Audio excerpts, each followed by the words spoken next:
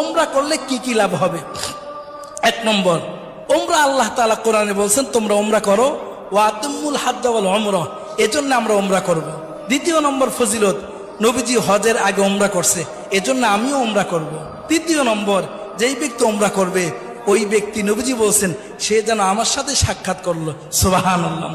চতুর্থ নম্বরে ওমরার ফজিলত, যেই ব্যক্তি ওমরা করবে নবীজি বলছেন আমি তাকে সুপারিশ করে জান্নাতে নিয়ে যাব, সুবহানাল্লাহ।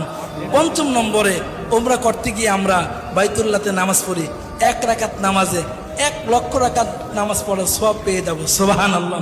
6 নম্বর ফজিলত হলো দুনিয়াতে থেকেই জান্নাতি জিনিস এর মধ্যে চুমা দেওয়ার সুযোগ হয়, যেটা হলো আসওয়াদ পাথর, হজরে আসওয়াদ, এর মধ্যে চুমা দেওয়ার সুযোগ হয়। 7 নম্বরে, ওমরা করলে জিন্দেগির গুনাহ মাফ হয়ে যায়। 8 নম্বরে, ওমরা করলে দোয়া কবুল হয়।